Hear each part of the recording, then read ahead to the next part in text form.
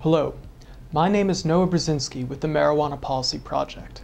As we prepare to say farewell to President George W. Bush and his White House Drug Czar John Walters and other political appointments who've had a significant impact on this issue, we thought it would be helpful to look back at the last 8 years and see what kind of record they leave regarding America's most costly war, in particular to one specific area, marijuana policy.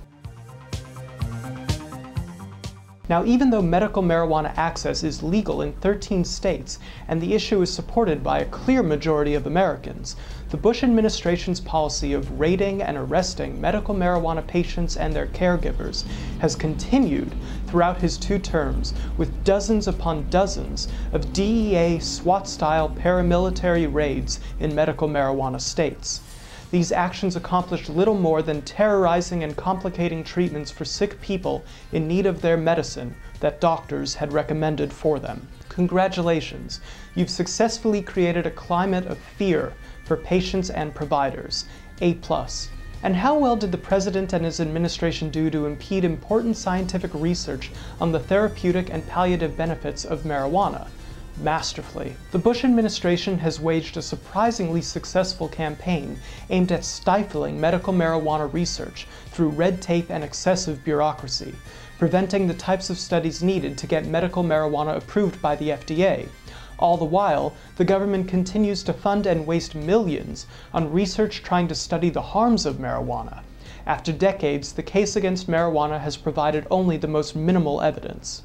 A handful of small studies have been allowed here, but research on marijuana and its beneficial properties is booming in Europe and beyond. Congratulations, you keep saying that marijuana can't be medicine because it's not FDA approved, while blocking the research the FDA would need in order to approve it. And how did the Bush administration do spending money?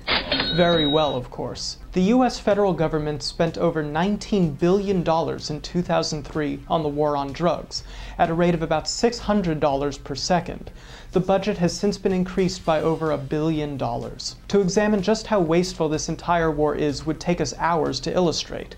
So let's examine just one aspect. The Office of National Drug Control Policy, for example, spent lots of money to pay for these ads, which appeared in print all across the country. It's pretty embarrassing that this is the best our government can do in trying to engage young adults on marijuana use. Also, you'll be interested to know this ad campaign was designed by the same agency responsible for marketing the much more dangerous and much more toxic Southern Comfort liquor to an obviously college-age target demographic.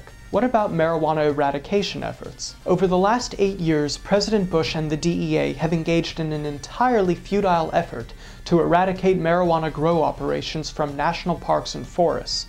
The DEA spends over $2.3 billion maintaining their armada of 106 aircraft devoted to eradication and surveillance efforts. The DEA's approach has only made these grow operations more dangerous. But now for the most important grade.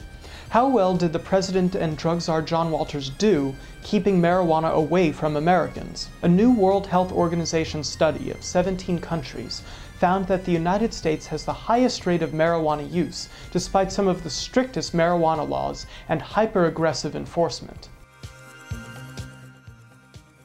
The vast majority for simple possession, not distribution, not manufacture. They were arrested for owning dried flowers. Recent studies show that marijuana use among high schoolers is now about equivalent to cigarette use, and teen cigarette smoking has dropped remarkably, while marijuana use is up. Regulation works. Cigarette use has declined because we've approached cigarettes honestly, and because regulation lets us crack down on tobacco sellers who break the law by selling to kids. Why are we continuing to lie about marijuana? Every 36 seconds, an American is locked up for a marijuana-related offense. President Bush, Director John Walters and company, you failed.